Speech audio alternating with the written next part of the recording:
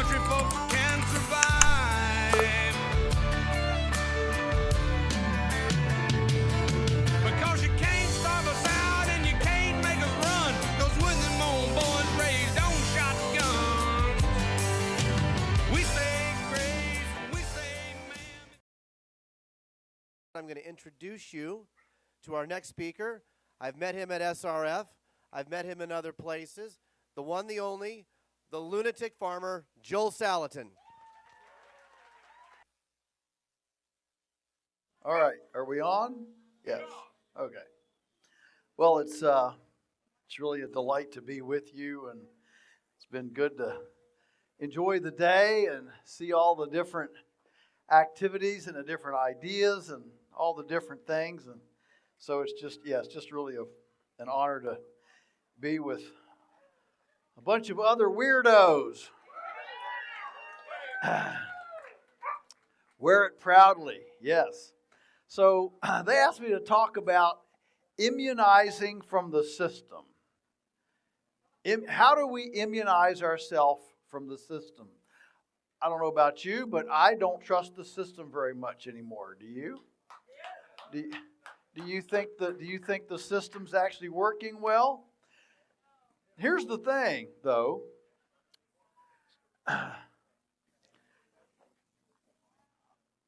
We have to realize that we can't run away.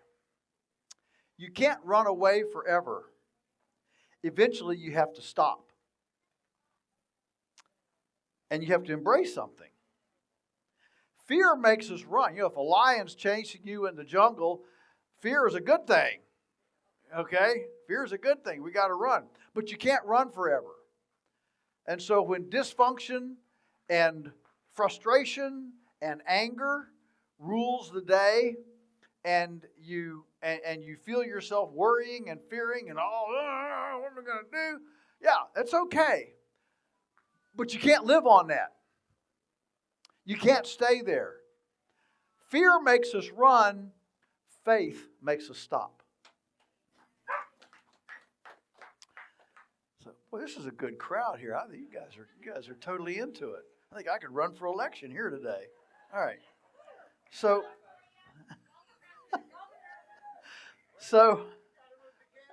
I got to move to Kansas. Yeah. No.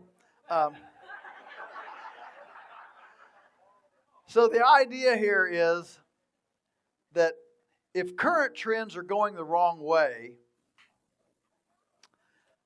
and that's what makes us fearful, going the opposite of the current norm and the current expectations of the system, that's where we stop. And that's what we're here for. Am I right? Yeah. Okay.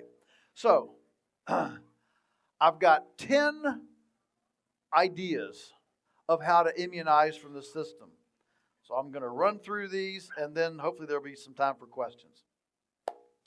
Number 1, reduce your income. You talk about something counter to the expectations of society. That's pretty counter, don't you think? Everybody's out here trying to figure out, how do I make more money? How do I make more money? How do I make more money?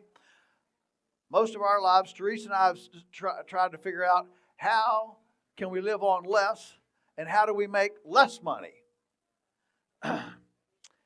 Instead of chasing how much you can earn, choose how little you need.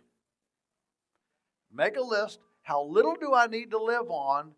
And then go that direction. Well, how do we do that? Well, first of all, we eliminate debt. Dave Ramsey would be proud, okay?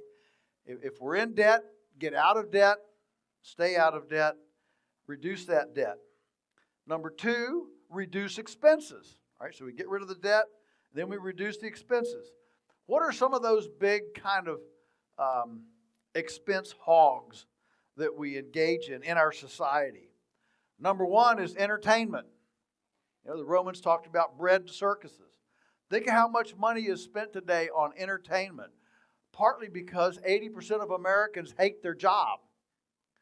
And so when work and vocation is not sacred, noble, righteous, or enjoyable, we got to start spending money on entertainment. And when so many things are at the end of an expressway punching numbers into cyberspace for the man, it makes for a very unfulfilling vocational existence.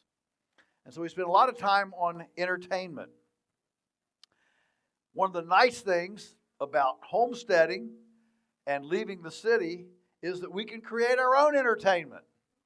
You know, if your kids can't find happiness and joy in chasing salamanders and frogs around the pond, or building a dam in the creek, or building a tree house in the tree, then, you know, you got creativity problems, okay? A lot of people would pay big money for what we get to do every day, or go out there and chase cows and figure out how to keep a bean plant alive. Those are very entertaining things. One of the most entertaining things we can ever do on a farm is to kill that pesky raccoon that's been picking our chicken pocket for a week.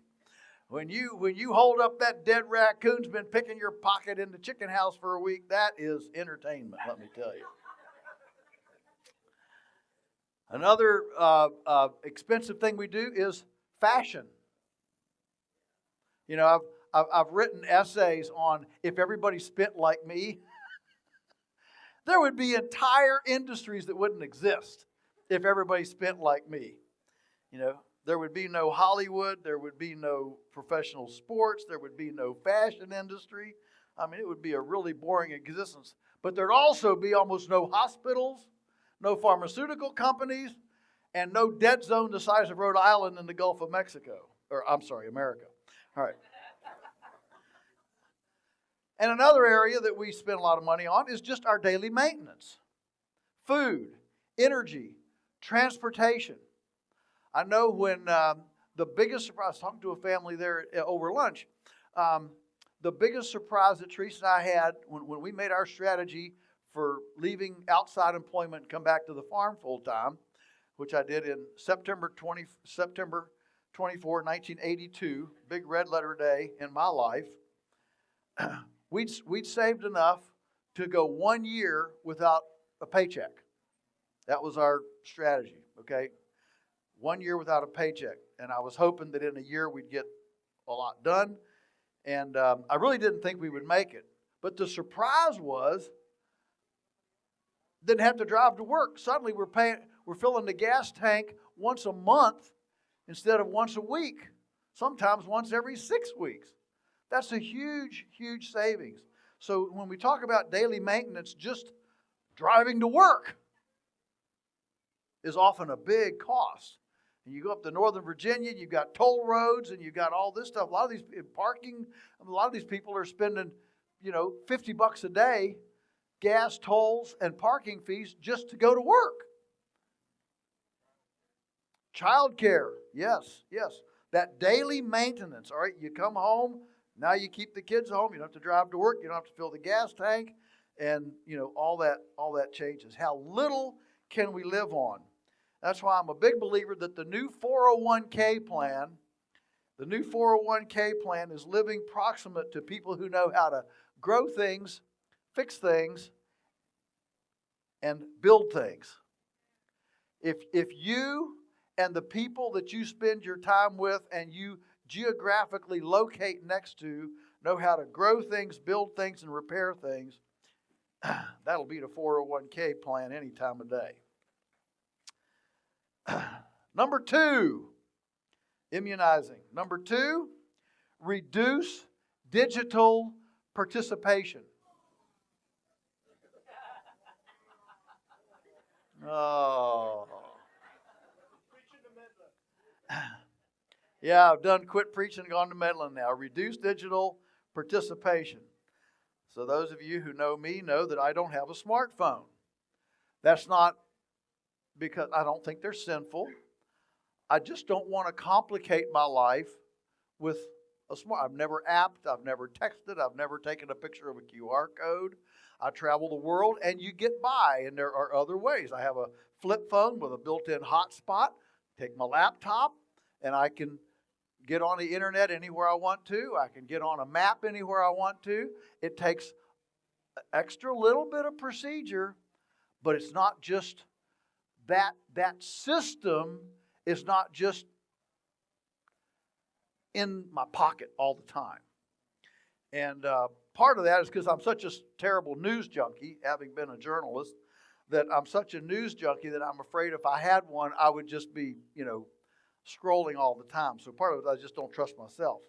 But this thing of where people are just, 5 minutes I've got to look at my phone. It's a, and it's costly. Another one is to just simply write checks or pay cash. Reduce the. If you're watching Solari, Catherine Austin Fitz, she talks about this a lot. She promotes a 1 day a week cash day. Pick a day, any day of the week, and just pay cash. Because the enemy of a centralized digital currency is cash. That's what the system wants to eliminate.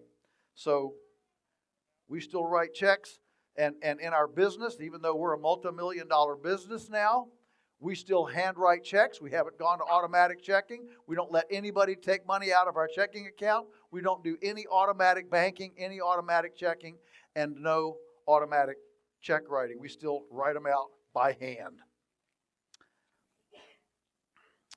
Quit auto pay. All right.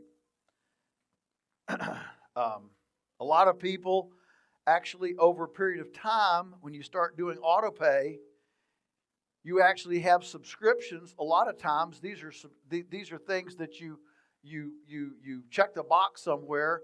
It's auto paying coming out of your checking account. Who's the digital goddess?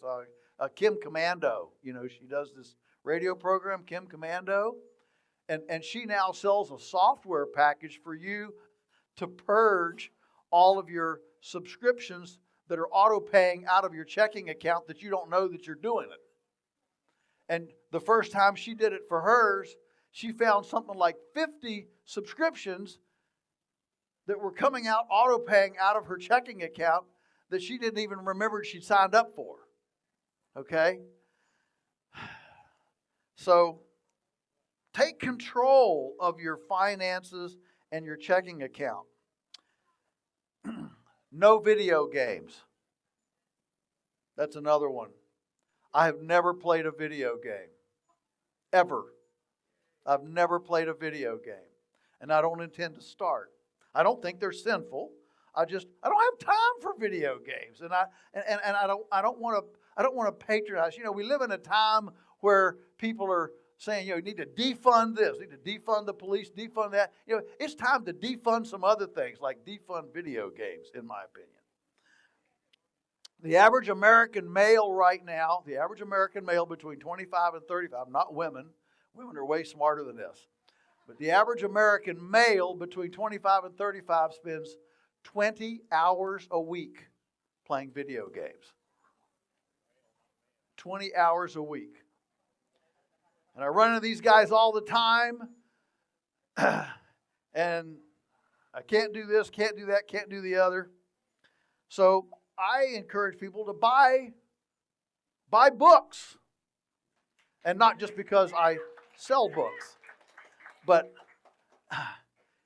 buy books. I've come to this whole digital thing. Have you ever had a calf? You're trying to pull it across the corral and the thing locks up on you.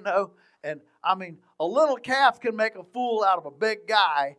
Trying to pull that booger across the corral. He's all locked up. That's the way I'm coming to the digital age, because I just see the whole thing as a not only a temptation, but a control thing that I just can't. I can understand mechanics, but man, I can't understand the whole thing. So buy books, get paper, subscribe to paper media. So I subscribe to the Wall Street Journal. I get it a day late, but it's a paper copy. And I read the Stockman Grass Farmer. Thank you. Yes, absolutely. Now, if anybody is here and you're looking for an entrepreneurial opportunity, I'm going to give you right now $1 million entrepreneurial opportunity. Yes, there's a smile behind it, but I'm dead serious. You know what we need? We need somebody to do a national weekly newspaper called Uncensored. And what you do is you take all of the censored, deplatformed material in the electronic world and you print it on paper and send it to subscribers.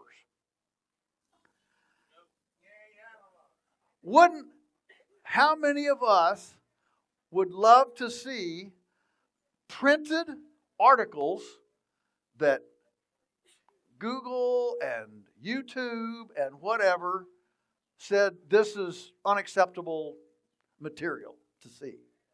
Yeah, boy, I'd buy that in a heartbeat. So there's an idea. If anybody's got a little bit of a entrepreneurial, journalistic savvy in your bones, I'm convinced that that's a $1 million idea right there, to do a magazine, a weekly magazine newspaper called Uncensored. All right, number 3.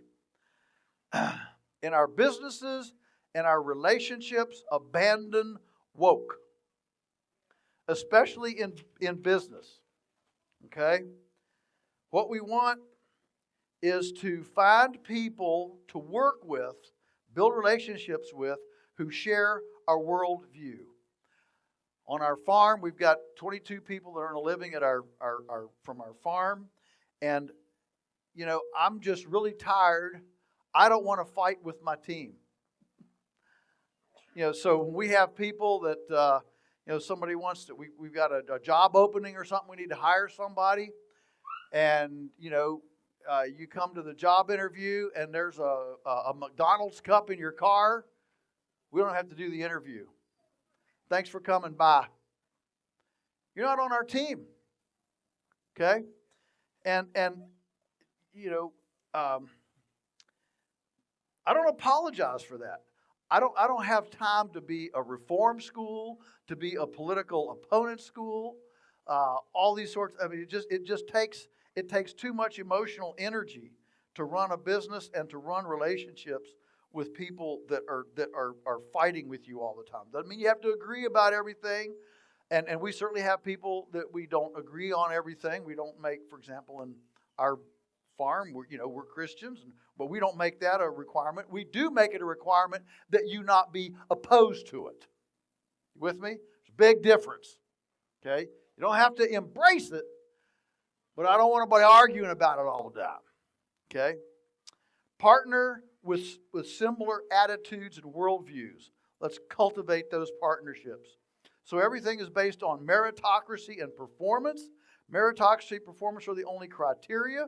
So we have no hourly employees. Nobody gets paid by the hour. I don't believe in it. It constantly makes, tensions. And we want to work with people who are willing to share risk. So this becomes self-vetting. You want to work with us, join our team? Okay. What do you want to do? If you want to work with us, well, how are you going to earn a living? I'm not sitting here providing jobs. I'm providing opportunities for you to self-confidently step forward and say, I'll share risk and join you as an equal team member. And by the way, this is a real problem. I run into people all the time that complain, farmers. I can't get no help, can't get any help, and routinely I'm looking for a farmhand. Boy, I'll tell you what, I jump on those people really, really quick. So your problem is your label. Who wants to be a farmhand? You want a bright-eyed, bushy-tailed, thinking, intentionally minded, stakeholder, and you're calling him a farmhand? That's a demeaning term. Who wants to be what bright-eyed, smart, sharp person wants to be a farmhand? We want to be a cow whisperer. We want to be a tomato guru. We want to be, a worm conductor. Okay, be creative, but come up with things, with titles that actually respect and honor and build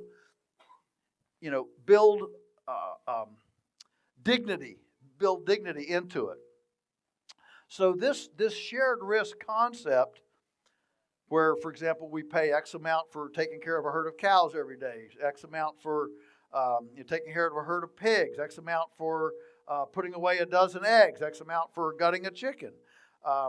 What this does is it becomes self-vetting, because if using time and motion studies, you've got benchmarks of completion of performance, and a person doesn't make those benchmarks like our chicken shelters. Our chicken shelters, the benchmark is you have to move it in 60 seconds. So one person can move 4,500 chickens in 60 minutes without starting an engine by himself. That's the benchmark. Minutes. No, 60 seconds. But you can move 60 of them in 60 minutes. Okay? And what this does is so then we base if a person wants to raise broilers for us, then we're going to pay by the chicken, backfilling to the benchmark. You create what's this kind of labor worth, and we're going to create a benchmark. It's based on hourly, but based on the benchmark, and you're only paid for that benchmark. Everybody follow me? So if you can move it in 50 seconds, that's fine. You're making more per hour because you're getting paid by the shelters you move. Everybody with me? I got into this long time ago, just because I've never liked hourly labor. But back when Michael Pollan wrote, I'll tell you a little story here.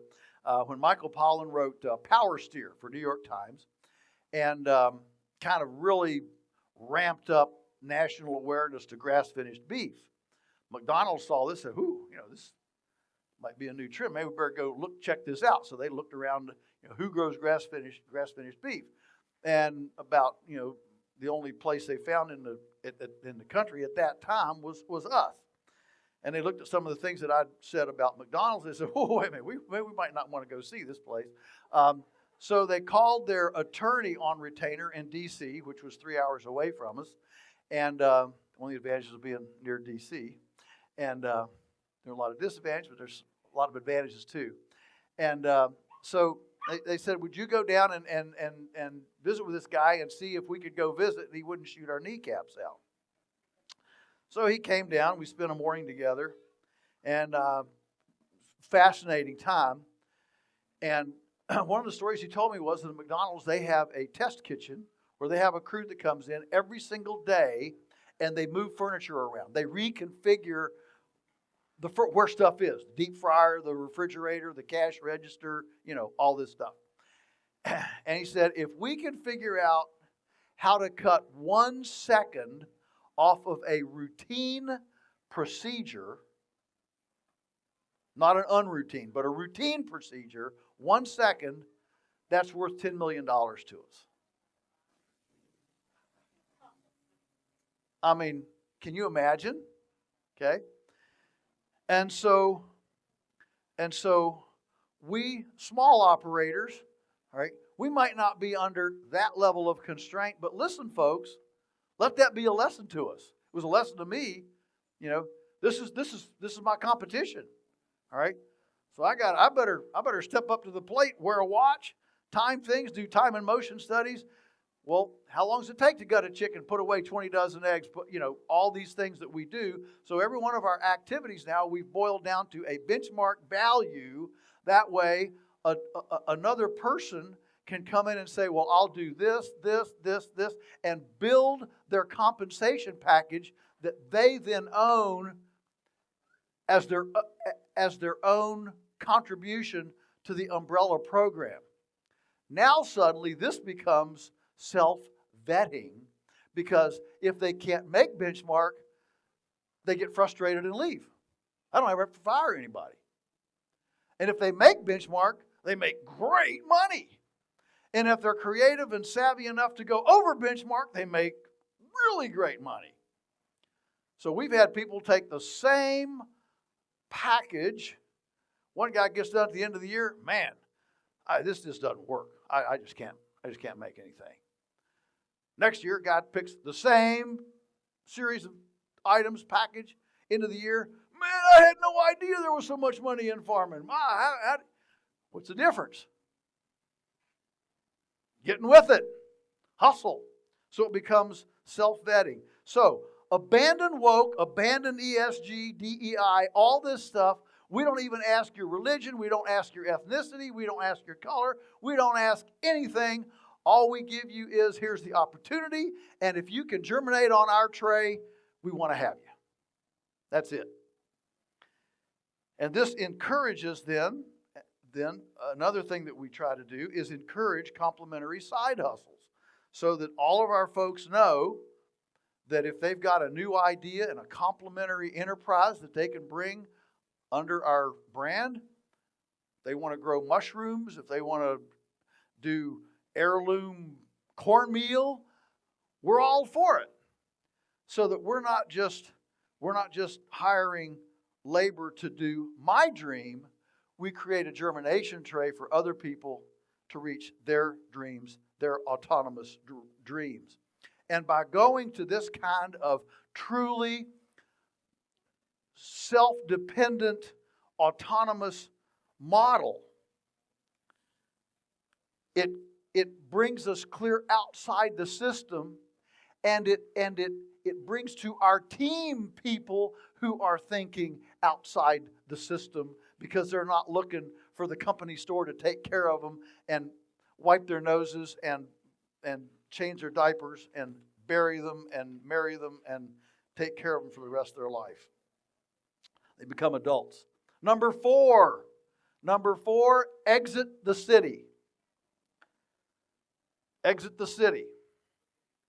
Now, I don't think you're in sin if you live in the city. Don't read more into this. But folks have been going to the city as the place of opportunity for a long time. And, I'm thankful that our family went against that grain way back in 1961 when we made that change in 61. You know what happens? You know what happens when you're considered behind, like our family was in 61. Everybody was heading to the city. And my parents took a lot of heat from family and friends heading out to the country. Well, they didn't have Papa John's Pizza back then, but, heading out to the country when everybody was heading to the city is the place of opportunity. 1961. 1961, they bought 550 acres and the house and the barn and the shed and all the tractor and the farm equipment. 550 acres, house, barn, shed, outbuildings, farm equipment for $49,000. You know what's funny about societal movements? When everybody thinks that you're behind the movement, when that movement realizes, whoa, we need to turn around, guess who's in front? The people who everybody thought was behind. And that's exactly what happened to us. I am so blessed to enjoy the legacy of a family that was thinking so far in advance. We said Dad was organic before Rachel Carson wrote Silent Spring. But there's an intuition, isn't there? There's an intuition that when the wheels fall off, you don't want to be in the city. So how do we exit the city? Well, we abandon the anonymity of the city and we embrace community. And that's part of what's happening here, building this alternative community. Both philosophically, most of us now, at this juncture of our lives, most of us now are better friends with people who think like us than people who are by blood related to us. Our new family, and what did Jesus say? Who's my family? My family are the ones that hear and do what I say. Okay? And so we are building that. And, in the country, you're almost forced into community because you can't live anonymously. Everybody knows the car you drive. Oh, there goes Mac going down the road again. They know when you're gone. They know when you're home. So part of that is abandoning rugged individualism and embracing relationships. Part of exiting the city, I think, is abandoning this individualism that you can have in your little spot in the city. You can be anonymous. You can be individual. You get to the country, you've got to embrace community, relationships. And part of this is reversing the wealth movement. What is real wealth? Is it cash? I would suggest real wealth is things like health, food, energy, water, shelter, and skill, and the ability to access those. That's real wealth. And those come out of the city. You get in the country, and you can raise a garden, and you can have some chickens, and you can cut some firewood for your heat, and you can go drink out of a spring or a creek, and you can build a shelter out of some brush and trees that you cut. Number 5, build an independent home. Build an independent home. Most of us, our homes are liabilities and not assets. How do we create an independent home that becomes an asset and it's not a liability? Think about, first of all, water. Water, we can drill a well, but we can also get a lot of water off our roof. If you're in a 30-inch rainfall area, which most of us are, pretty much everything east of the Mississippi. We're not. Anything east of the Rocky Mountains, basically. Anything east of the Rocky Mountains is in a 30-inch rainfall area, which is going to give you 20 gallons per square foot of roof. So if you've got a 2,000 square foot roof, which is not a really big house, 2,000 times 20 is 40,000 gallons. It's a lot of water. Okay? And then if you add a little, a shed, an outbuilding, or anything like that, then you're suddenly, up there. So, cisterns are wonderful. And one of the slickest houses I ever saw in was Missouri. Dave Schaefer built a straw bale house down there off grid, and a lot of things in our houses that are electrical actually take latent energy, like a pressure tank, keeping the relay going, being able to have that pressure tank operational. And so they put a cistern in, caught all the roof rainwater, and they had a bicycle hooked up to a pump that for about 15 minutes a week, they could pump the bicycle, and it pumped into tanks up in the attic of the house that created gravity water into the shower, the sink, and all this stuff. So there was no pressure tank, no latent energy being burned up in relays trying to keep real-time pressure. Gravity provided the pressure. The only way you can have pressure without any energy expenditure is gravity. And those of you who know our farm know that we have ponds that we built up in the high valleys, permaculture style high ponds. We have 12 miles of buried water line that gives us 70-pound pressure water over the entire farm without any electricity or pumps. So this water thing is a big deal. The independent home, having your own water, being able to store it in the attic tank for pressure, whatever. A solarium on the south, okay, for passive solar heat in the winter and food production in the winter. So a solarium on the south, that can be retrofitted. Every single house every single house in a place that gets below 40 degrees in the wintertime should have a solarium on the south of it. And you can retrofit. Our house was built in 1790.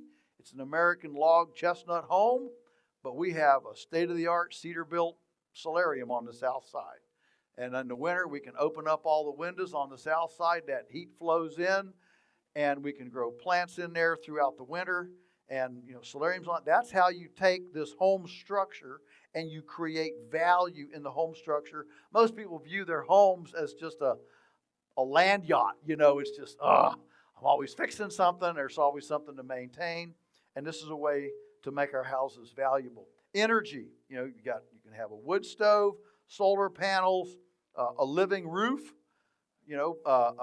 Put your perlite and compost up on the roof, and you can grow vegetables up on the roof and cucumbers, and they can fall down the edges of the house, and your kids can reach out the window and grab cucumbers. And the beauty of a living roof is that it so cools your house through the evapotranspiration of green plants that now you don't have to use an air conditioner. You can cool the house with your living roof. Sewer. There's everything from compost to outhouses to biogas. One of the coolest setups I ever saw was in Perryville, Arkansas, at the home of the Heifer Project International. They had what's called a Guatemala house. This was the coolest thing.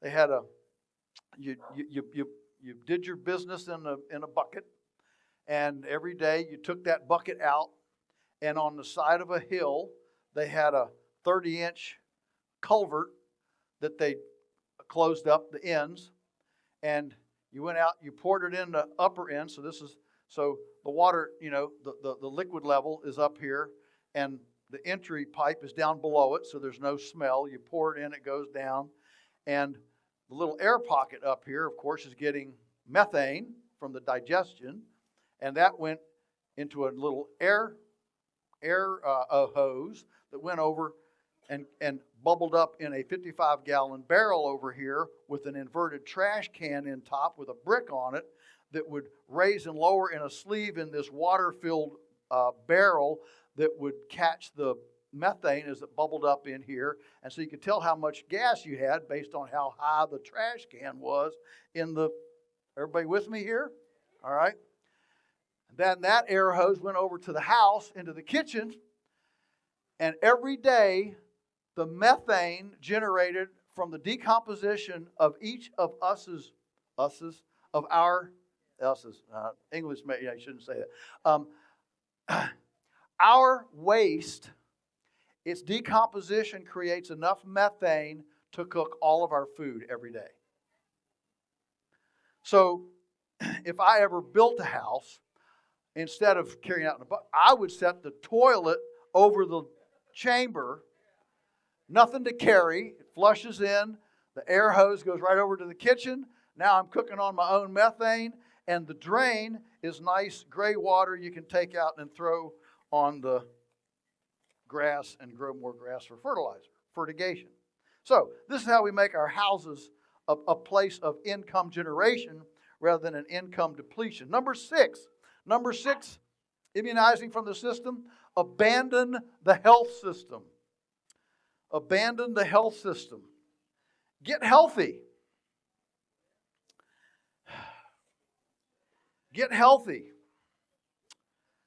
There shouldn't be any Coke, Dr. Pepper, Pepsi in our houses, folks. I know. Just don't. Velveeta cheese, Lunchables, Hot Pockets. They have no place in the American diet, which is now 75% ultra-processed. We shouldn't eat any of it. If it won't rot, if it won't decompose in the kitchen, it won't digest. This is just simple stuff. And it really bothers me when a church prayer meeting and I've got this sickness and that sickness and this sickness, and they want me to pray for them for their healing, and you go to their house, you open the refrigerator, and it's full of Coke and Hot Pockets and Pop-Tarts and Velveeta squeeze. Is everybody with me on this? Come on. Let's get healthy. Diet. Stress. Okay? How do you get through stress? Well, you let it go. You just let it go. You forgive. And you develop purpose. And I know everybody here, I think, feels a purpose, feels a nudging, a pushing to change our culture, make it better, bring truth to the idea of communication space. Exercise, all right? You know, as much as you might not like Michelle Obama, she was exactly right. Let's move. She was right. We don't move enough. This is one of our problems with our kids today. They're spending 9 hours. I mean, the average 12-year-olds in America spends 12-year-old spends 9 hours a day on screen. It's really hard to move when you're on screen. And moving doesn't mean just moving your thumbs. Okay? Because, listen, folks, if the wheels fall off, there's one thing you don't want to be.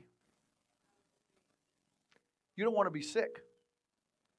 You don't want to be the one back in the sick bed saying, hey, when y'all are running out here, can you take me with you? You want to be well. Okay? So create your health kit with knowledge. Herbs, tinctures. Are we reading that material? Are we creating our own health kit for ourselves? Or if that's not an interest to you, well, develop a friendship with somebody who is. I don't know all that stuff, but I have friends that are herbalists, and they've done some amazing things for me, and I'm so delighted to have some herbalist friends who this is their passion, their knowledge, and you can do this, you can take that, I've had numerous, aches and pains and injuries and ailments and stuff, and these herbalists just fix me up, it's pretty amazing. But that, having those relationships, that's part of our health kit. Seeking alternatives, from red light to hyperbaric to supplements to whatever, but look at alternatives. Stay out of the typical, the conventional medical community as much as possible. And build your own immunity. Build your own immunity by actually giving your immunological system exercise. Those of you who know me know that I routinely drink out of the cow tank with the cows. They're drinking over here, and I just get down with them and I just drink. You kind of push the little snot and slobbers and some, pieces of grass root away. But, now I could die tomorrow, and I don't want to be, totally cavalier about this, but literally, I just don't get sick. I can't remember when I've been, even a cold, nothing. I just don't get sick. You drink out of the cow tank. All right, feed your microbiome. Get it going. Finland leads the world now, and I'm getting ready to give you another $1 million idea. You entrepreneurs, you got your radar up. Okay, I'm going to give you another $1 million ideas. So in Finland, they have really, really documented. They lead the world in documenting the immunological functionality of kids that grow up on farms versus their urban cousins. And they've done this over and over again. These little toddlers, that grow up on a farm, and what a 2-year-old, they see with their mouth, right? Everything goes in, right? Everything. They're in there, they're out the barn, and there's some, sheep poo, cow, poop, whatever, and in the mouth it goes, right? And some of us, I'm sure, remember when maybe mom or grandma said every kid should eat a pound of dirt by the time they're 12. You ever hear that? All right. Well, Finland has documented this over and over, and it is absolutely incontrovertible that kids that get exposure to manure and dirt, and they have a much better immune system. Many doctors have signed on to the Hygiene Hypothesis white paper, which is essentially a white paper explaining why we have so many allergies today, is because we live too sterile as an existence, and our sterility is making a lethargic immune system. Hello? So here's the $1 million idea. You ready for this? Somebody needs to create a welcome mat bladder, permeable bladder, like a glorified, mat, all right, that you can fill with farm dirt, compost, all right, and a subscription service that people would pay $100 a year, whatever. And what we do is go in and once a month, once a quarter, 4 times a year, we'll pour out the old, we'll put in new, and you can come to your house, you can stomp on this, and you can vicariously step on a farm and get farm bugs and all that to stimulate your immune system. And using the Finnish studies, I guarantee you this is an entrepreneur's opportunity. So, you heard it here first. It's a whole lot better than Google. All right. Number 7, quit the supermarket. I don't know how many times I get asked, why can't I find your stuff at Walmart? Oh, I get so tired of that. My question back is, why should there be a Walmart? If we want to defund something, let's defund Walmart. Let's defund Monsanto and Tyson while we're at it. And Moderna and Pfizer and the rest of them. Okay. So quit the supermarket. All right? How do we quit the supermarket? Well, we do it by finding a farmer. There's a lot of ways we'll go through. Finding a farmer. What kind of farmer are we looking for? We're looking for a farmer that composts for fertility, that runs on a carbon economy, that's not buying stuff from Vladimir Putin, and the Moroccans. A farmer that uses no pharmaceuticals. Preferably a farmer that has 2 generations of salaries. Because if the farmer's only one farmer, when he gets old, the farm's going to go away. So find a farm that has enough vision and savvy to think about succession, transition, legacy. We need 2 salaries from 2 different generations on this place. A farmer that's getting supplied from a local supply. That has surrounded himself with a community, all right, of mutual interdependence. No farm, no person can do everything. So we have other people.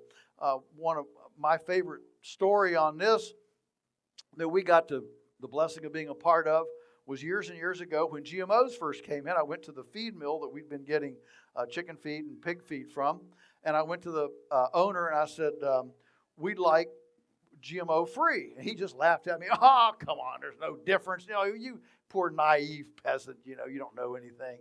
And just laughed me off. So I went looking in the area, and finally I found a 1945 hammer mill, all full of cobwebs, in a Mennonite Farms barn. And I went to the guy and said, would you mind firing that thing up and mixing and grinding and some feed for him, GMO-free feed? Well, it turned out I got in the middle of a family argument because Dad had built the thing. Son was now running the farm. But, these were Mennonites. You got to keep up your appearances. Everything's got to be painted and gutters and everything's perfect. And so they were in this family feud about the son wanting to tear the building down and use that concrete pad for something else. And Dad's, well, wait. I built that thing. I have a lot of fond memories of that thing, blah, blah, blah, blah.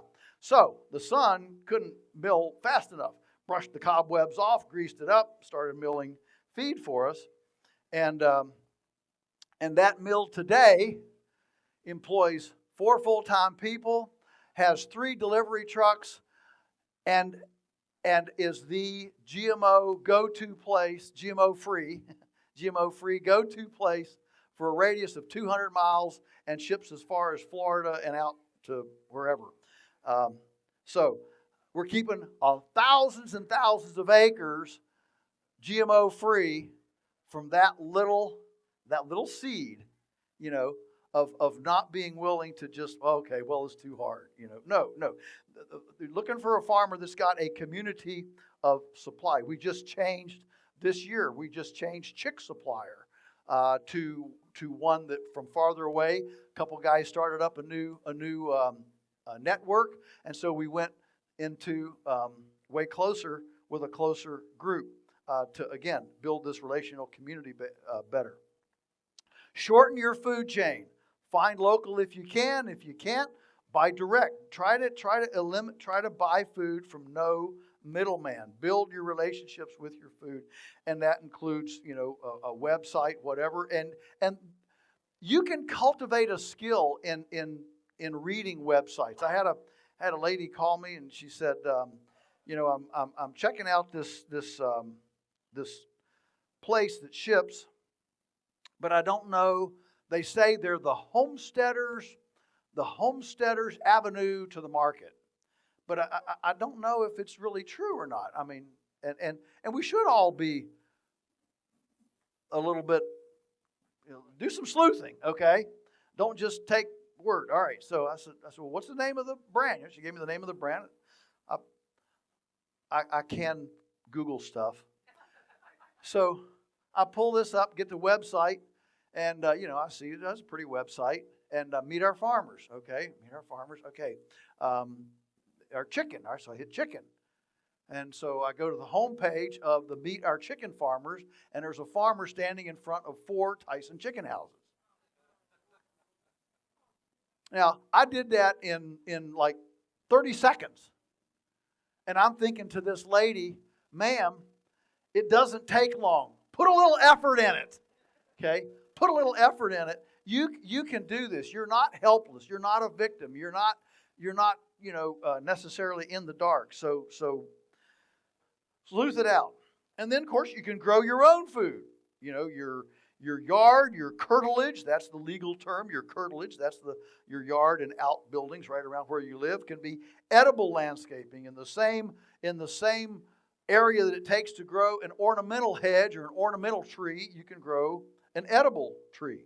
You can stack, and I'm not going to belabor all these points. I think it's just to go through them. You can stack enterprises, so you're using vertical space, not just horizontal space. So you can grow a lot of stuff in a small space. In fact, in my Polyface Micro book, I have a chapter on how to have rabbits and chickens in a Manhattan apartment, okay, on a footprint no bigger than a lazy boy chair. So this can be done. Multi-speciation, you can grow a lot of things in a small spot.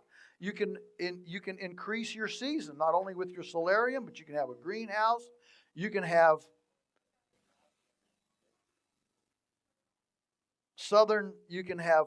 you can use your southern aspects for thermal mass. I mean, if you've got a shed or an outbuilding that has a southern wall that reflects, sunlight, you can put a little solarium there. You can put a cold frame right there, and you can suddenly go 2 or 3 zones south by using your southern aspect. Floating gardens, one of the things that we've done, and if you look at the Chiapas there, the floating reed gardens that the conquistadors, that the Spaniards found when they came and took Mexico City, and they also found it in South America. Lake Titicaca, where they float these reeds and they plant on them as these floating gardens. We've made one with PVC pipe. You get 26-inch PVC pipes, cap the ends, put them together like a raft, put a 12-inch board around them, fill it with dirt and compost, and you can grow your plants out there. And the beautiful thing is that everything that's buggy, broccoli and cabbage, all the stuff that tends to be buggy, 0 bugs. Because out there in the middle of the pond, bugs can't get there because they got to cross a moat. And the fish eat them on their way. Okay? And the roots then can go, there's a 1/2 inch between the pipes because each cap is a 1/4 inch thick PVC. So you add 2, you got a 1/2 inch. So the roots can get as wet or dry as they want to be as they go. And then all the snails come up and live on the roots. This creates a really high oxygen zone.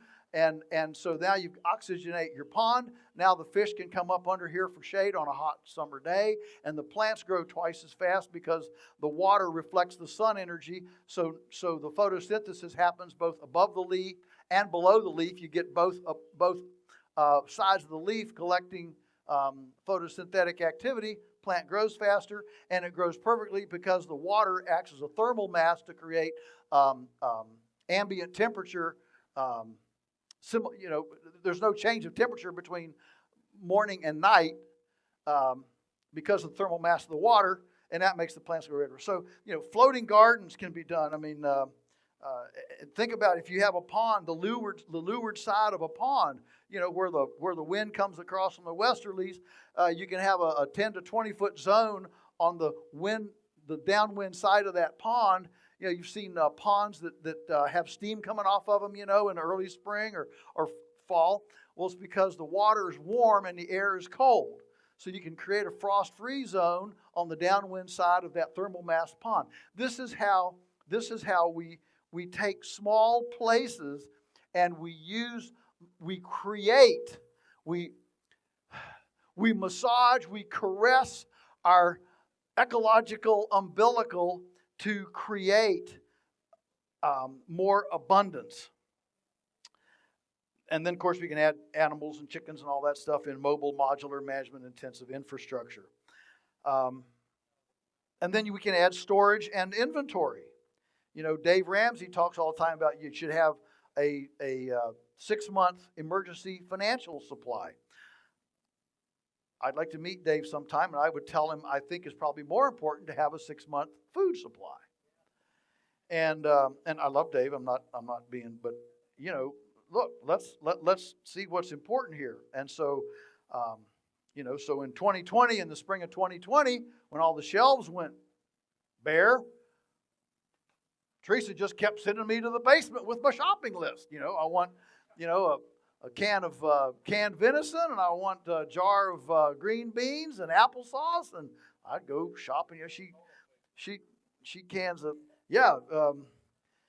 toilet paper's the only issue. And that's what the mullein plant's for. So, anyway, or a washcloth or whatever. But the point here is that we should be storing so that mad rush to the supermarket doesn't happen when there's a weather issue, there's a Teamster strike, a dock workers strike, all those things. We are so vulnerable. The U.S. is now importing 20% of its food. 1 in 5 bites of food now eaten in America comes from outside the U.S. That's never happened before. And I would suggest that every civilization that moves into a position where it can't feed itself becomes more and more fragile and more vulnerable to other things. So, of course, you got freezers, you got dehydration, freeze drying, all that stuff. But all that inventory and storage is part of quitting the supermarket, so you don't run out. You don't have to suddenly run down to the store to get something. Number eight, abandoned convenience food. Abandoned convenience food. My biggest prophetic blunder, and when I quit making prophecies, because I'm not a prophet, found out very quickly, if you make a mistake, you're not a prophet. So, back when I first started getting some traction, New York Times would call or whatever, what's your prediction for the future? Back 30 years ago when the local food system was really, riding the waves. And Michelle Obama had the garden on the White House lawn and all this stuff. And I said, I see a future where everybody's going to be in their kitchen and they're going to be cooking from scratch. And they're going to be buying from their local farmers. Oh, yes. What happened? We got Lunchables, Hot Pockets. We quit using our kitchens. I mean, when we started, you couldn't go to the market and buy boneless, skinless breast. You know that? I mean, this is the whole thing of folks, this ain't normal. Folks, it hasn't been that long. Nowhere in history have people been able to buy boneless, skinless breast until very, very recently. And now, half of our customers don't even know that a chicken has bones. I mean, they think it's like boneless skin. We go pick them up off the tree somewhere. So big prophetic blunder. So I don't make prophecies anymore. I realize that's not my gift. The fact is that our freedom is only as good as our participation. Our freedom is only as good as our participation. We have been told a lie for decades now. We, the collective, America, U.S., has been told the lie that convenience would give us freedom. You don't have to be in your kitchen. You don't have to be enslaved, barefoot, pregnant, in the kitchen. You need to go out and have a career, and you can go on a Caribbean cruise, and you can go to Disney World, and we're going to free you from all that with making TV dinners and squeezable Velveeta cheese and DiGiorno's frozen pizza. And then came COVID. And suddenly there was this big, oops, that was a lie. And those of us who continued to plant our gardens and store our produce and keep the sourdough mother going on the windowsill and the mung beans sprouting on the other windowsill and continued to milk the cow and do these things that are mundane, peasant drudgery. We were the free ones. Is that not cool? And that stimulated and germinated a homestead tsunami that we're now enjoying and being a part of. So it's important to realize that we were fed this lie for decades, and those of us who are truly free are the ones who didn't embrace the convenience and kept after those seemingly low-paying drudgery things that are the foundation of life. Our domestic culinary arts are one of the most important values in extricating ourselves, immunizing ourselves from the system. So what does this mean? It means get in your kitchen. Man, I love to tell that. I do so many media interviews, podcasts, and I love it when they say, "What?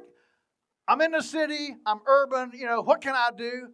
I say, it sounds so sexist, doesn't it? Get in your kitchen. This is not sexist.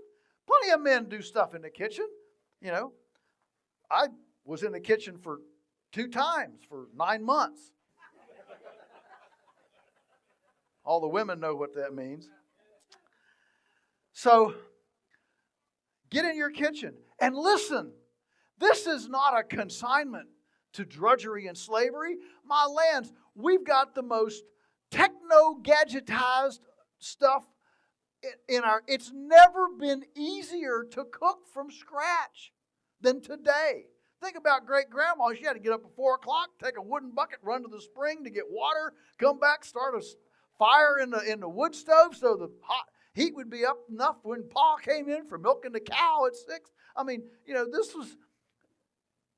This was tough, okay?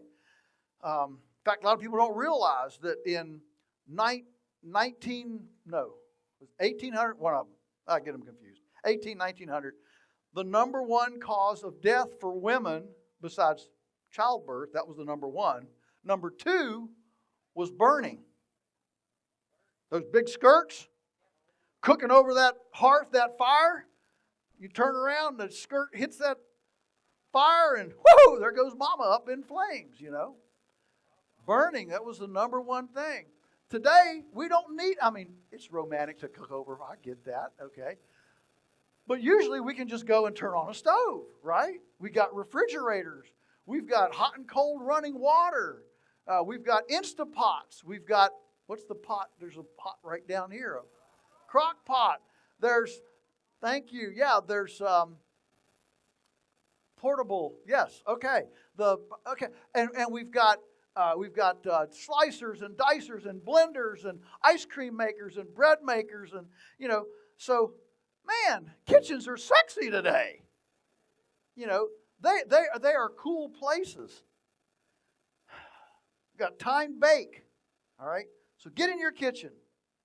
Make your own convenience. You can pre-cook stuff. You can can meat. You can For me, the signature right now, my litmus test. And I talk to somebody, we start down to these, and I want to find out. Are you with us? I mean, do you get it? My litmus test for people that get it is, are you eating leftovers? Because if you're eating leftovers, that means you probably cooked it from scratch. You ate around the table. You had leftovers, and now you're eating leftovers. This deal of, we've got to go to McDonald's for lunch. No, folks, that's just laziness and lack of planning. Okay? So eating leftovers, signature of who gets it. Packaging. When you do this, your packaging is reduced. You can use, reusable containers to store your food in. If there's one litmus test for a person that doesn't get this, it is eating single service. Single service anything. And that's where our food system has gone to, is single service everything. Because we don't even eat together anymore. Families just kind of graze through the day. I get my little hot pocket here, and you get your little, frozen pot pie there, and, we just go through. Single serving. And our kitchens, folks, are great places for teaching kids. When you're cooking together, you learn chemistry, you learn math, you want to visualize fractions. We'll start measuring cups with a quarter cup and a half a cup, and suddenly when you get into math, it makes sense. Our problem is that our schools are segregated from our learning. We call this disassociated learning. So the kids sit there and say, why do I have to learn this? Well, if you learn what a half inch and a quarter inch, because you're building stuff, and a half a cup and a quarter cup is, you have not only the philosophical framework on the situation, but you actually realize, this is important. 2/3 and 1/4 and all that. All right. Number 9, abandon child frenzy. Abandon child friendly. Unplug from the system, immunizing from the system. Abandon child friendly. This means getting to school, extracurricular activities, sports and play activities. My goodness, we are wrapped up in all of this extracurricular stuff, getting to school, all those things, that child frenziness. How do we abandon that? We go to non-institutional learning options, from homeschool to co-ops to nature schools to online curriculums. Anything that is a atypical non-institutional learning option gives us freedom from that child frenzy of the schoolroom. And we substitute in its place things like chores. Imagine chores. See, I believe we are in an epidemic of teen suicide right now, and a self-worth crisis in our young people. Well, how do you develop self-worth? You develop self-worth by successfully accomplishing meaningful tasks. You don't accomplish self-worth by adults coming along saying, you're a good little boy, you're a good little girl. Well, the obvious question, if I'm good for what? And so our young people are missing their self-worth and their affirmation because they haven't done anything meaningful, successfully completed anything meaningful, so they don't know they're needed and they're valuable because they haven't done anything valuable. So, chores, entrepreneurship. I'm a big believer in 8 to 11-year-olds having their own businesses. I think every 8 to 11-year-old should have their own business, make their own money, their own business, their own deal, with authentic responsibility. It's their money. And yes, if they blow it, that's fine. Both of our kids, Rachel started her baking business when she was about 7. Daniel started his rabbit business when he was 8. Both of them, they had their own money, and they both spent it foolishly a couple of times. But wouldn't you rather them learn that $5 bright, shiny object doesn't satisfy when they're 9, then think they need the $30,000 when they're 30 and don't have it and want to borrow money for it.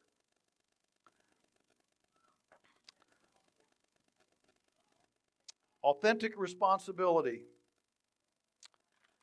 And number 10, finally, the way to immunize ourselves away from the system is to abandon fear. Paranoia grips our country. People are scared of everything. They're scared of food that's not government inspected. They're scared of me breathing on them. They're scared of me sitting next to them. I feel a lot of times like our culture. You ever had a wasp nest on your back porch? And you go in and out every day, and you watch it grow, and it gets kind of pretty big. But they just sit there. I always wonder, what are they doing? I mean, they're just sitting there, they just sit there like they're just hanging out. What are they doing? Well, one day your beloved, says, hey, let's clean up the back porch. So, okay. So we'll clean up the back porch. I got the broom, and I'm sweeping and accidentally hit the rafter that the wasp nest is on. Okay? Now, I don't hit the nest. I just hit the rafter. Suddenly, now they don't come after me, but suddenly they're not just, hanging out. They are now, right? That's where I feel like our culture is right now. It's that disturbed wasp nest. Okay? Everyone's frazzled and short-tempered. We've got to, if we wanted to sit here and list our frustrations and anger with the system, we could all do it. What we need to do, though, make the list. That's fine. It could be cathartic. But at the end of the day, invert it and embrace by faith these ideas. First, that we have enough. We have enough. We have enough knowledge. We have enough resources. We have enough money. We have enough time, talent, ability, and resources. We have enough. Our weak link is not that we don't have enough. It's that we don't use and we don't do what we know. As Daniel says, our problem is constipation of imagination. Okay? Secondly, we can make good decisions. We don't have to continue making bad decisions. How many of us have made a bad decision in our lifetime? Yes, indeed, every one of us. But we don't have to make bad decisions. We can make good decisions. They're going to be opposite the mainstream narrative. Our family's not going to think we're smart. Our friends aren't going to think we're smart. It's one of the reasons I wrote Homestead Tsunami. I ran into more and more people as this movement developed. I ran into more and more people who were kicking the tires, maybe attending a thing like this. And I just don't know. My parents think I'm, what? Move where Papa John's doesn't deliver pizza? How can you exist? What are you going to do? There's no ballet. Oh, no. How do you go to the opera in the country?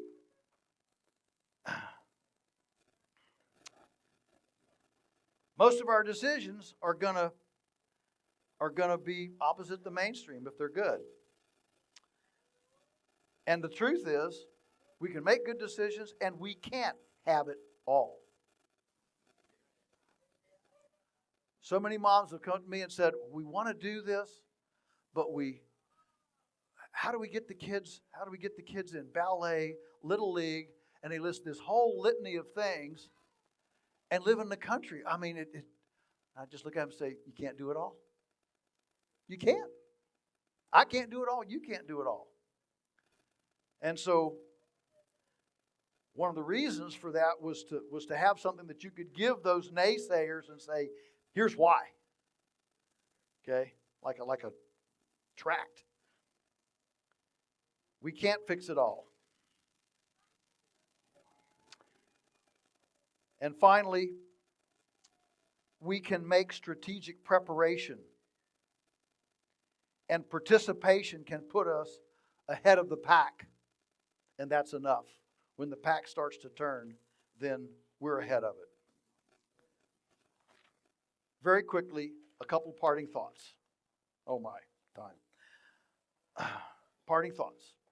Are you okay? We've been here over an hour. Are you still okay to go? Couple parting thoughts. I got 4 of these. These have been things that challenge me. I find that when I get a hold of something that really challenges me, it's gold. Okay? So I share these with you. Number 1, whatever you've been putting off is probably the most important thing you need to do. Whatever you've been putting off is probably the most important thing you need to do. And trust me, when I say these, I'm talking right to myself. I'm not immune to all this. But I think of the things that, man, I just don't want to do that. Oh, I'm scared to do that. I just don't want to do it. You know what? That's the most important thing I got to do. Happens every time. And if I can punch through that dreaded thing, there's a cascade of positives down the other side. Okay? Number 2, right now, I give you permission to dream. I give you permission to dream. My mentor, Alan Nation, founder of Stockman Grass Farmer, used to always tell me, he said, if you want to know who you are, if you want to encounter the real you, go back to your 10-year-old self. You know why? Because at 10, you kind of knew what you liked to do, what you were good at. All right? But you didn't have any responsibility yet. What happens is, though, as we grow and we age, well, we want to please our parents, and we want to please the Sunday school teacher, then we want to please maybe a romantic friend, you know, a courtship partner, and then we want to please an employer, then we want to please our spouse, and then we want to please our kids. And by the time we're in our mid-20s, we can't allow ourselves the freedom to dream because our life is wrapped up in meeting everybody else's expectations. So right now, I give you permission to dream. If time or money were not an option, what would you do? Those are profound questions. But that leads us to finding our way back home to our heart. Number 3, make a roadmap if you want to go anywhere. If you're here today and you want to be there tomorrow, the next day, a year from now, make a roadmap. I mean, write it down. Make a roadmap. That's one of the reasons one of my other mentors, Alan Savory, founder of Holistic Management, I think if there's one legacy he's going to leave, he's getting pretty old these days, one true legacy he's going to leave behind, it is the written mission statement. Here's ours. To develop economically, ecologically, and emotionally enhancing agricultural prototypes and facilitate their duplication throughout the world. You notice I didn't read that. We post it on the refrigerator. It's on the bathroom mirror. We require all of our team members to be able to recite that. So when anybody comes and visits the farm and say, what do you do here? We develop emotionally, ecologically, and environmentally or economically enhancing agricultural prototypes and facilitate their duplication throughout the world. And we want to be able to say that because, you know what? If you don't know where you're going, A, you won't get there, but B, nobody will get in the car with you. Hey, let's go somewhere. Where are we going? Well, I don't know. I'm not getting in the car until you tell me where we're going. And a written mission statement plus a strategic broken down roadmap to get there is absolutely essential in keeping us on track, our vision fresh, our laser focus in focus, and to bring other people alongside us to get there. Okay? And finally, number 4. Number 4. If it's worth doing poorly first. If it's worth doing poorly first. Now, we've all grown up hearing, if it's worth doing right. That's wrong. Because we don't do anything well first. Family get together. It's Thanksgiving, Christmas, all right? All the parents, all the cousins and everything, they're around yakking. And the latest addition to the family, little Emily Sue, she's like 9, 10 months old, and she's crawling around on the floor on her diaper, all the adults are chit-chatting, right? And she comes up here to a chair and she grabs a hold of it and she kind of, toddles herself and she kind of puts her hands, she picks herself up, and she stands there. And her mom probably sees her first, right? Oh, look, Emily Sue's standing up. It's the first time she's ever stood up. All the adults then suddenly look at Emily Sue. She, and suddenly she realizes she's the center of attention. She's terrified. Ah! She loses her hand, falls down, plops down on her diaper. What do all the adults do? No, they go to Emily Sue. If you can't walk any better than that, just quit. Because anything worth doing is worth doing right. Is that what they say? No! We say, oh, here, put your hand back up. Try again. Okay? But we come into these experiments.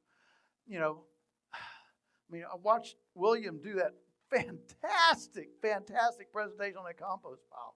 And I can just feel the intimidation in all of our, what if it gets too hot? What if it won't heat?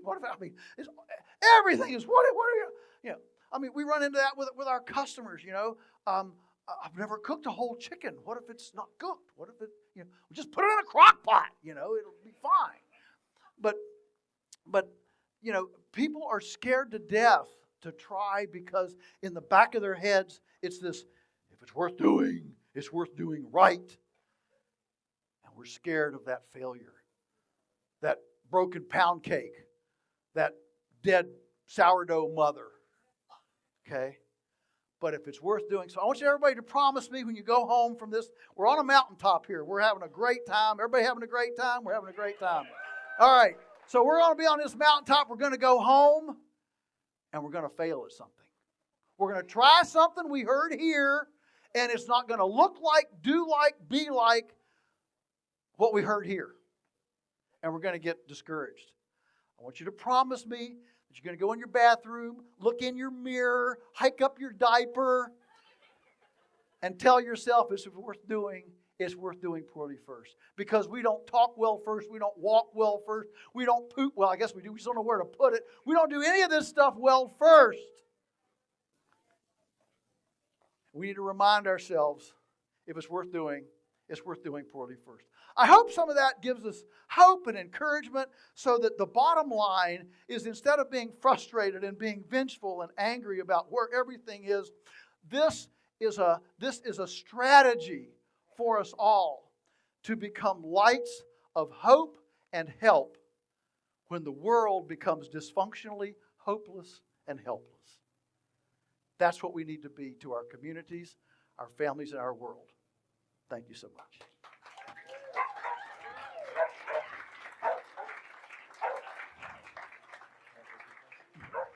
Does anybody have any questions for Mr. Salatin?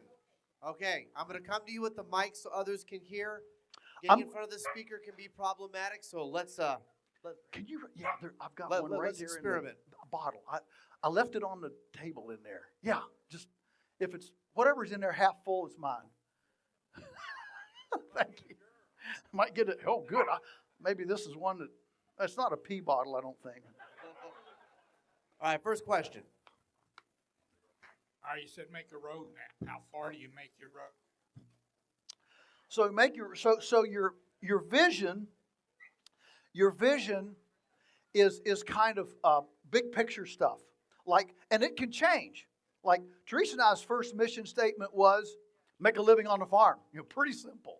Okay. Well, we accomplished that one, and then you can get another one. So your mission statement is where you want to go with your life. Okay. Then you build back from that your roadmap. And what we do is we create basically 1 month, 6 months, and then 1 year plans, okay? And then that becomes your roadmap, okay? So there's a time. They say that a goal, you'll never accomplish a goal that doesn't have a time element, a measurement element, and an accountability element. Okay? So those three things have to be a part of these, objectives. Thanks for assenting that, Nicole. Nicole's my little, she's a little accountability person. Yeah. Okay? Next question. Great. So I've watched some of your videos on your chicken tractors, and I live about 25 miles from here, and I have coons and coyotes. So how do you protect from digging predators in your chicken tractors if I want to go home and make a plan and do a chicken tractor? Because I have property, but I have critters that get my chickens. Yeah, critters in the chickens. All right, that's one reason why we use the totally enclosed chicken shelter. It doesn't have a floor, but it's totally enclosed. How do you keep things from digging? You got to remember, these carnivorous predators are lazy. They're looking for an easy meal. And if they've got to do a lot of digging, the reason that they dig in our stationary coops is because the chickens are always there. And they can start digging on the backside. You don't see the hole that started. It might take them a week to dig in. That's fine. Chickens are always there. All right, so they can come and dig and dig and dig. But in a portable chicken shelter, every day it moves. He comes back the second night, the hole I started's gone. Ah! So he starts again. You move it again. By the third day, he comes back.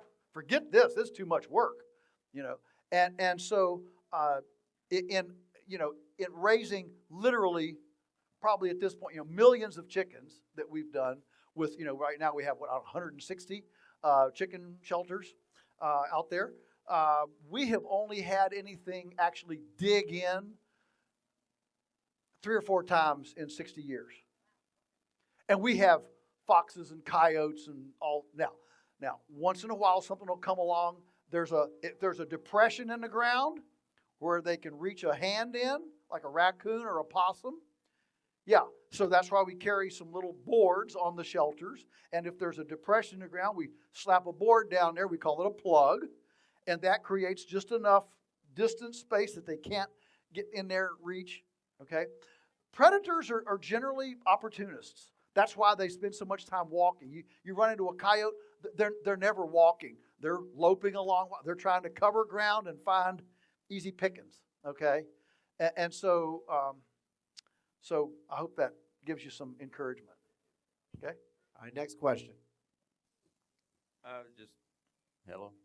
Yeah. I was just going to share one of the biggest problems I used to have was procrastination, not doing the things I needed to get done. And so what I did was I sit down and evaluated what the problem was, and I made a poster and I put it inside my house. This is what the poster says. If I have projects lying around that I want to do and they're in the way of what I must do, then am I being forced to do what I want in order to be able to do what I must? That's pretty good. That's very good. Yes, thank you. Thanks for sharing. Yeah, that's good. I was always a procrastinator, but I got over it by putting it off.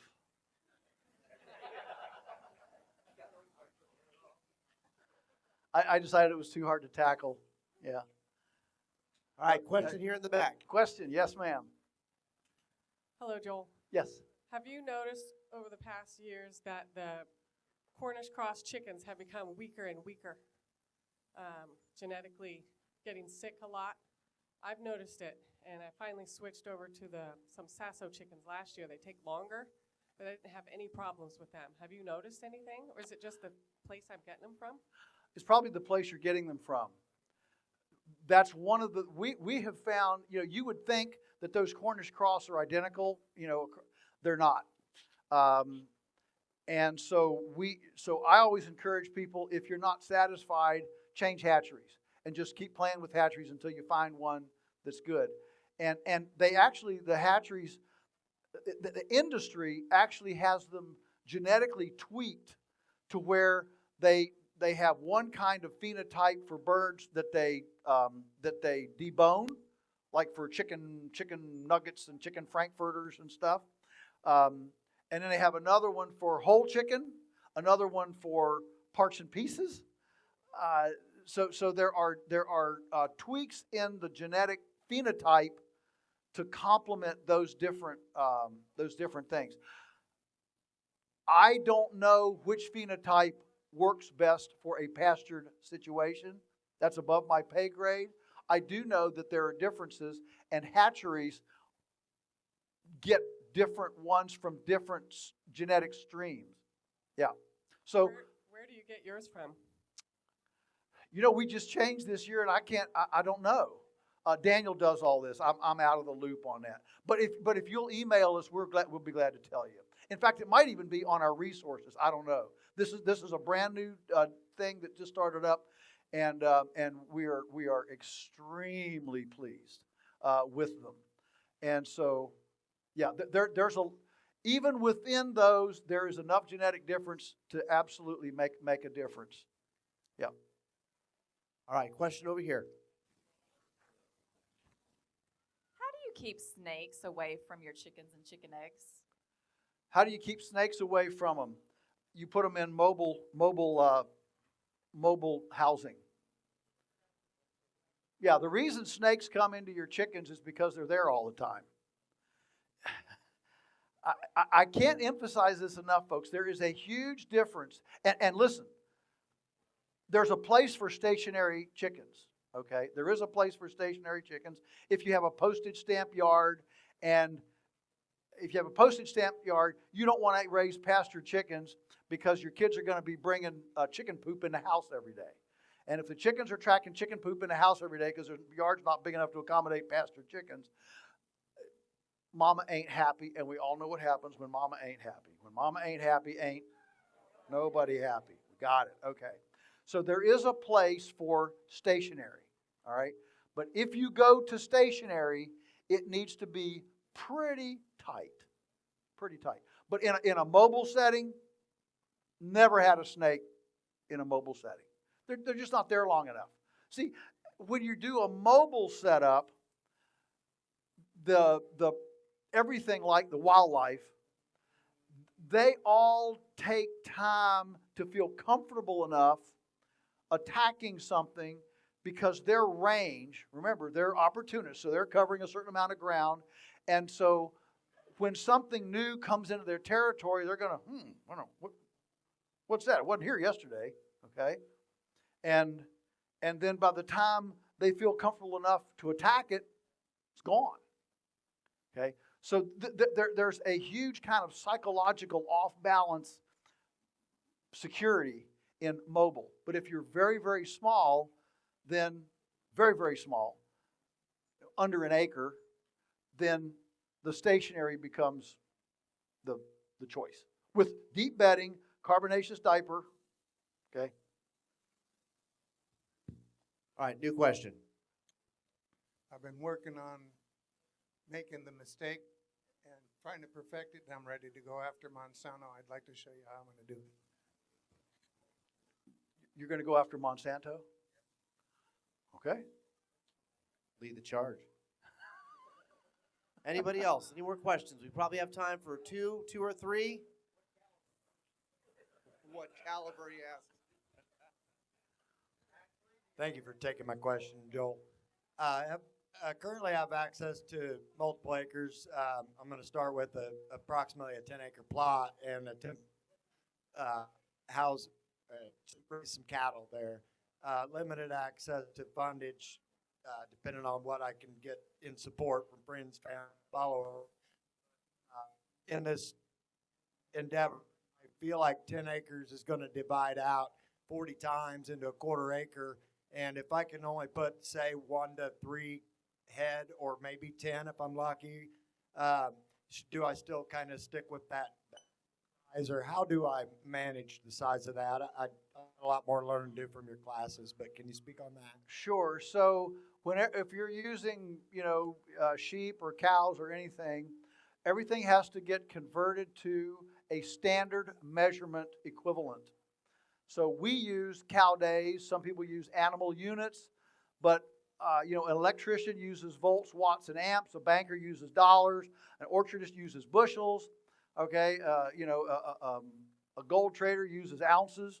So in Grazing, we use the cow day.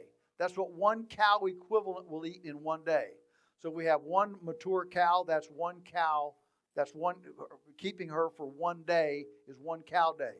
If we have 2 500-pound calves, that's 2 calves, 500-pound calves are one cow equivalent. Okay? One bull might be 1.5 cow equivalents. Are you with me?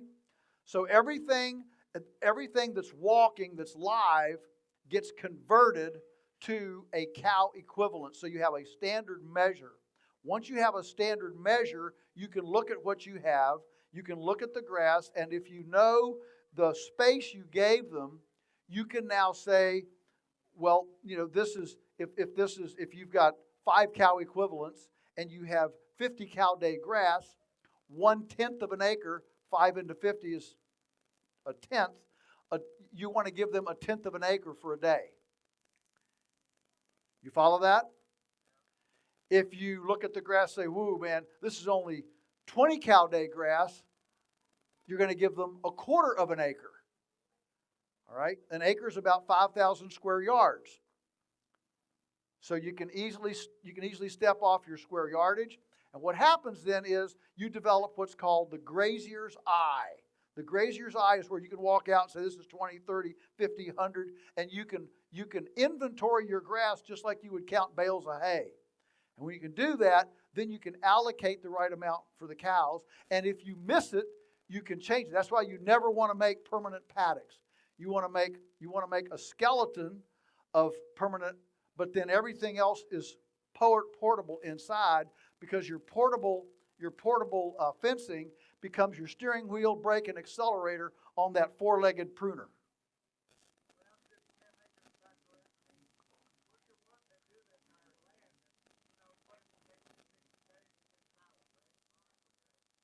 What if it takes you 60 days to get to that one? Fine. Be glad. Better than if it takes only 20 days. Remember, your grass is going to grow at different rates throughout the season. So what you're wanting to do is you're wanting to graze so that you're gradually increasing your stockpile ahead, your inventory of ungrazed grass ahead of them, so that there is a stockpile ahead, and you don't get caught with your pants down.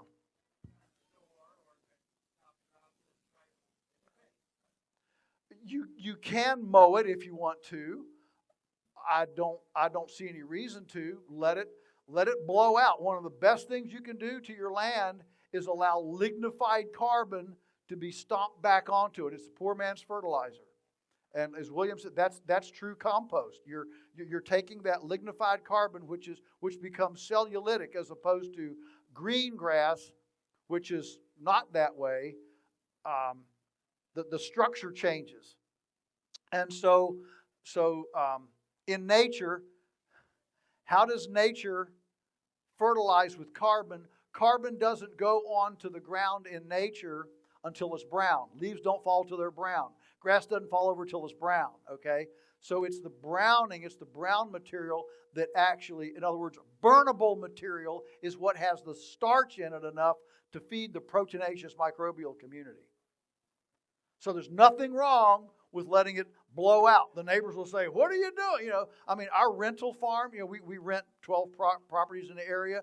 Routinely, people come by to our landlords and say, could you rent this to me? Obviously, nobody's using it. No, that's 20 days away from us bringing 400 head of cattle that are going to be in 1.5 acre paddocks, and they're going to go from you can't walk through it today to a mouse has to carry lunch across it tomorrow.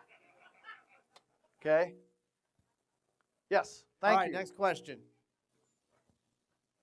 You spoke about utilizing hatcheries and the advantages of buying calves to fatten up in some of your books. Is there any animals that you breed on your farm or raise yourself?